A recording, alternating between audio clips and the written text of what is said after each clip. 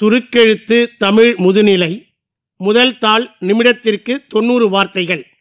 Get ready for trial dictation for 2 minutes. 15 seconds. 10 seconds. 5 seconds. Begin. மாண்புமிகு பேரவைத் தலைவர் அவர்களே, எங்கள் ஊனோடும் உயிரோடும் கலந்துவிட்ட அன்னை தமிழ் மொழிக்கு எனது இனிய வணக்கத்தினை முதற்கண் தெரிவித்துக் கொள்கிறேன். மேதகு ஆளுநர் பேருரைக்கு நன்றி தெரிவிக்கும் தீர்மானத்தின் மீதான விவாதத்தில் கலந்து கொண்டு மாண்புமிகு உறுப்பினர்கள் தங்களது கருத்துக்களை எடுத்து வைத்திருக்கிறார்கள். இந்த ஆளுநர் உரையில் உள்ள நல்ல அம்சங்களை பாராட்ட வேண்டியவற்றை பாராட்டியும் அதில் உள்ள குற்றம் குறைகளை சுட்டிக்காட்டி அவற்றையெல்லாம் தீர்த்து வைக்க ஆவண செய்ய வேண்டும் என்ற அளவிலேயும் இங்கே உறுப்பினர்கள் தங்களது உரைகளை ஆற்றியிருக்கிறார்கள். அவர்கள் அத்தனை பேருக்கும் எனது நன்றியினை தெரிவித்துக் கொள்கிறேன். ஒரு காலத்தில் வடக்கு வாழ்கிறது, தெற்கு தேய்கிறது என்று நாம் முழங்கினோம்.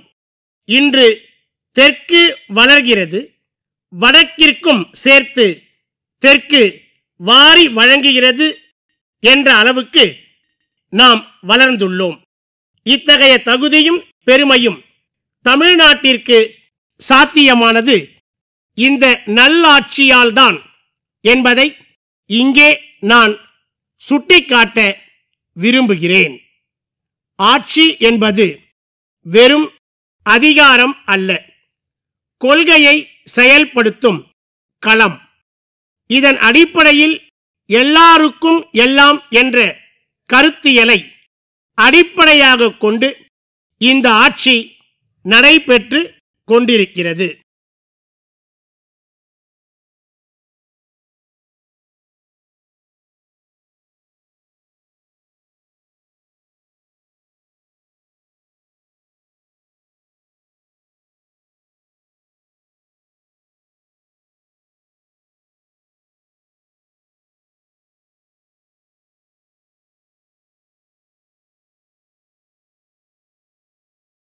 வினாத்தாளின் குறியீட்டு எண் 291.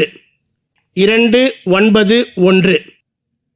படிக்கப்பட்டதை சுருக்கெழுத்தில் எழுதிக்கொண்டு சுருக்கெழுத்தில் எழுதிக்கொண்டதை அதற்கு நேரான விரிவெழுத்தில் எழுத வேண்டும். சுருக்கெழுத்து திறனுக்காக 10 மதிப்பெண்கள் ஒதுக்கப்பட்டுள்ளன. விரிவெழுத்தில் எழுதும் பொழுது கையெழுத்து தெளிவாக இருப்பதுடன் வரிகளுக்கிடையே உரிய இடைவெளி இருக்க வேண்டும். Get ready. 30 seconds.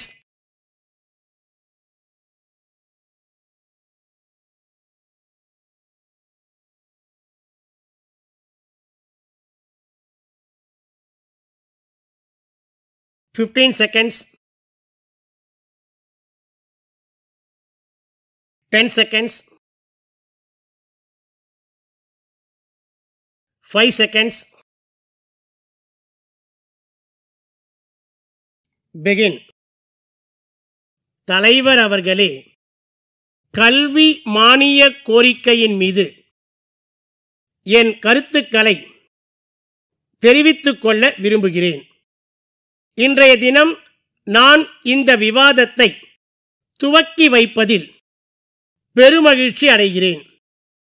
சாதாரண ஏழை எளிய மக்களும் நல்ல கல்வியறிவை பெற வேண்டுமென்று இந்த நாட்டிற்கு சுதந்திரம் வாங்கி தந்த மகாத்மா காந்தியடிகள் எண்ணினார்கள். அதற்கேற்ப பல திட்டங்களை தீட்டி கல்வித்துறையில் மறுமலர்ச்சியை ஏற்படுத்தி வரும் அரசிற்கு என்னுடைய பாராட்டுக்களை தெரிவித்துக் கொள்கிறேன். கல்வி வழங்குவது என்பது மிகவும் புனிதமான பணியாகும். சமுதாயம் நல்ல நிலைமைக்கு வளரவும் மக்கள் ஒழுக்கத்துடன் வாழவும் கல்வி வளர்ச்சி இன்றியமையாததாகும். இன்றைய சமுதாய மாற்றத்தில் படித்தவர்கள்தான் அதிகமான தவறுக்கு காரணமாக இருக்கிறார்கள் என்பதை வருத்தத்துடன் காண்கிறோம். இதற்கு காரணம் அவர்களுக்கு பண்பாடு என்பது இல்லாததுதான்.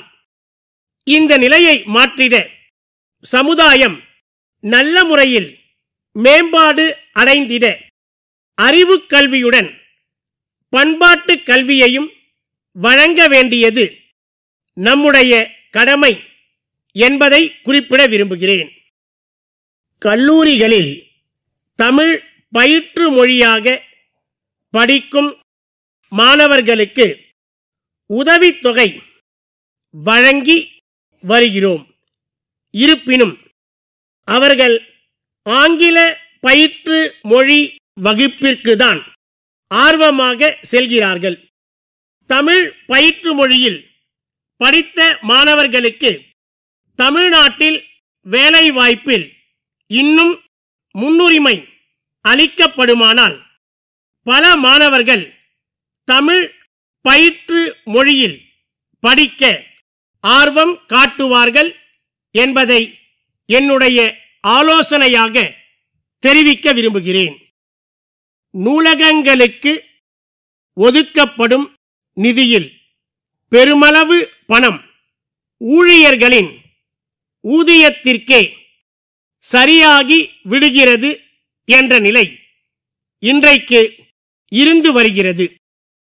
நூல்கள் வாங்குவதற்கு அதில் 10% கூட மிஞ்சுவதில்லை. எனவே நூல்களை வாங்க அதிகமான நிதியை ஒதுக்க வேண்டும் என்று கேட்டுக்கொள்கிறேன். அத்துடன் நல்ல நூல்களை தேர்வு செய்து அவற்றை நூலகங்களுக்கு வாங்க குழு ஒன்றை நியமித்து குழுவின் பரிந்துரைப்படி நூல்களை வாங்க வேண்டும் என்று கேட்டுக்கொள்கிறேன். அத்துடன் பதிப்பாளர்கள் நிர்ணயிக்கும் விலைக்கும் நூல்கள் வாங்குவதை தவிர்த்து நூல்களுக்கு அவற்றின் தரத்தின் அடிப்படையில் அரசே விலை நிர்ணயம் செய்து அதன் அடிப்படையில் நூல்களை வாங்கலாம் என்ற எனது யோசனையை தெரிவித்துக் கொள்கிறேன். அருங்காட்சியகங்கள் பல்வேறு மாவட்டங்களிலும் ஏற்படுத்தப்பட்டுள்ளன. மாணவ மாணவியர்களும் பெரியவர்களும் வெளியிடங்களிலிருந்து வந்து அவற்றை பார்வையிடும் போது உரிய விளக்கங்களை அவர்களுக்கு அளிக்க வேண்டும். இப்போது அது போன்ற நிலை இல்லாமல் இருக்கிறது.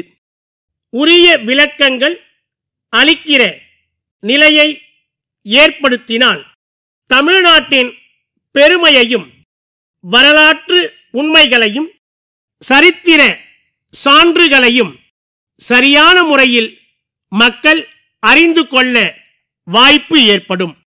இதன் மூலம் நமது புராதன சின்னங்களின் வாயிலாக நமது நாட்டை பற்றியும் நமது பகுதியை பற்றியும் உள்ள சரித்திரத்தை வளரும் இளம் தலைமுறையினர் அறிந்து கொள்ள முடியும். தஞ்சாவூர் அண்ணா சாலையில் உள்ள அம்பிகா நிறுவனத்தார் சென்னையில் உள்ள திருவாளர்கள் அமரன் நிறுவனத்திற்கு எழுதிய 10/1/2025 நாளிட்ட கடிதம். அன்புடையீர், வணக்கம். தங்களது கடிதம் கிடைக்கப் பெற்றோம். மிக்க நன்றி. தாங்கள் கேட்டுக்கொண்டபடி புதிய ரக அரிசி மூட்டைகளை தங்களுக்கு அனுப்பி வைக்க தயாராய் இருக்கின்றோம் என்பதை தெரிவித்துக் கொள்ள விரும்புகிறோம். நாங்கள் தஞ்சாவூர் மற்றும் திருவாரூர் மாவட்டங்களில் நேரடியாக சன்ன ரக நெல் கொள்முதல் செய்து அதிலிருந்து சிறந்த ரக அரிசி உற்பத்தி செய்கின்றோம். நாங்கள் இவற்றை 10 கிலோ, 25 கிலோ, 75 கிலோ மூட்டைகளாக கட்டி விற்பனைக்கு அனுப்பி வருகிறோம் என்பதை தங்களுக்கு தெரிவித்துக் கொள்ள விரும்புகிறோம். தாங்கள் எங்களது நீண்ட நாளைய மற்றும் தொடர் வாடிக்கையாளர் என்பதால் தங்களுக்கு 20% கழிவு வழங்க தயாராய் இருக்கிறோம். மேலும் தாங்கள் 50,000 மேல் ஆர்டர் செய்தால் இலவசமாக எங்கள் வாகனத்திலேயே அரிசி மூட்டைகளை அனுப்பி வைக்கிறோம்.